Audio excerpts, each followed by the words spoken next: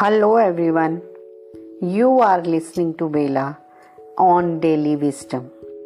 Here I talk about different topics related to mental health, how to deal, heal and grow in life and lot more that comes into my mind.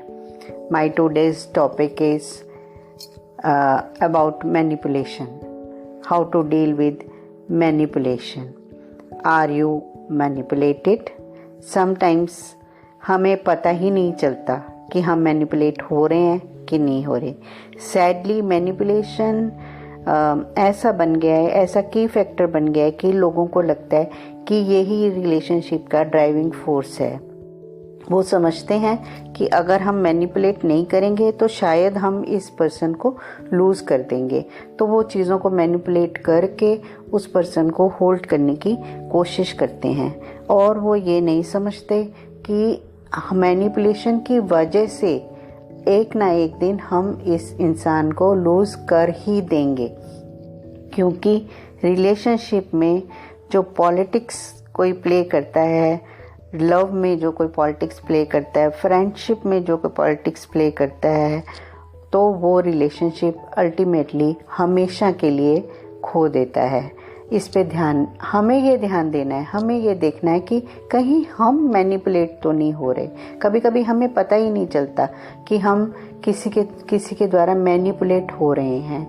तो manipulation के कैसे पता चलेगा हमें कि हमें कोई मैनिपुलेट तो नहीं कर रहा. तो ये मैंने थोड़ा सा सिंपल वे से एक्सप्लेन करने की कोशिश कर रही हूँ अपने इस एपिसोड में. तो सबसे पहला पॉइंट आप इसमें देखेंगे कि आप सामने वाले से डर रहे हैं. आप उसकी रिस्पेक्ट नहीं करते, इज्जत तो नहीं करते, लेकिन डरते हैं, इसलिए आप उसकी सारी बातें मान लेते हैं. नंबर 2, अगर आपकी बातों पर हमेशा गलत मतलब निकाला जाता है, जो भी आप बात करते हैं उसका रॉन्ग मीनिंग निकल जाता है और नॉर्मली वो मतलब नेगेटिव ही निकाला जाता है. अगर ये सब देखेंगे अगर आपको ये सब चीज़ें फील हो रही हैं तो definitely you are manipulated. Number 3 is कि सामने वाला अपनी सारी गलतियों का ब्लेम भी आपके ऊपर ही डालता जा रहा है. अगर वो खुद मिसबिहेव कर रहा है, उसकी अपनी गलतियों के लिए भी वो अल्टीमेटली आपको ही रॉन्ग बोल रहा है. जैसे कोई झगड़ा हुआ, कुछ हुआ, वो कहेगा कि इसलिए हुआ क्योंकि तुमने ऐसा किया था, तुम ऐसा नहीं करती तो मैं वैसा नहीं करता, ठीक है ना, तुमने यही नहीं किया, तुम ऐसा नहीं बिहेव करते तो वैसा नहीं होता. मतलब all fault is from your side.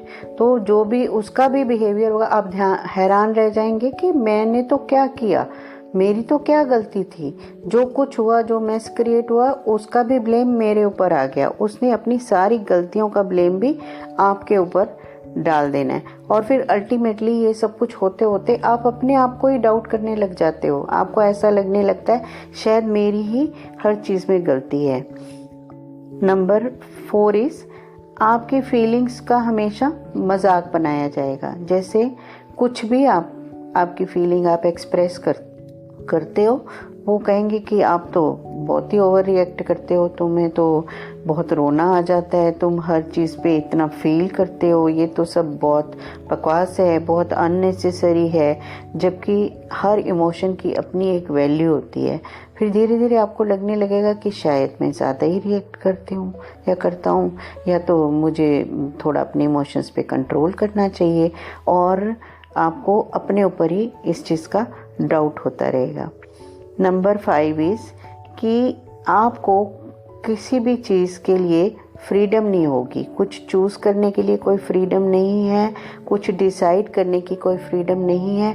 आपके बिहाफ पे वही सारे डिसीज़न ले लेते हैं. तो आपको लगेगा कि कभी तो आपको लगेगा कि ठीक ही है वो जो डिसीज़न ले लेते हैं, लेकिन आप समझिए कि आपकी कोई सेल्फ वर्थ नहीं है.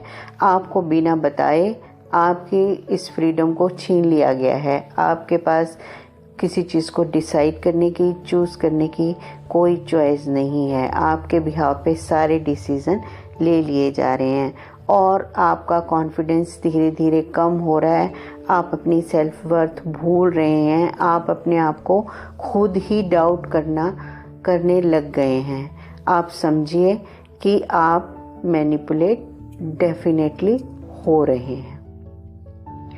अब आपको अगर समझ आ गया कि आप मैनिपुलेट हो रहे हैं, तो उस केस में if you know that you are manipulated and if you are tired of this manipulation, what you have to do, आप क्या कर पाएंगे उसके लिए, आपको क्या करना चाहिए, क्या क्या स्टेप्स आपको लेने चाहिए।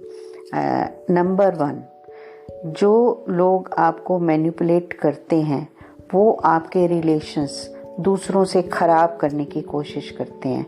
ट्रस्ट इश्यूज माने आपका ट्रस्ट दूसरे रिलेशंस में ख़राब करने की हमेशा कोशिश करते हैं, गलत फहमियाँ पैदा करते हैं।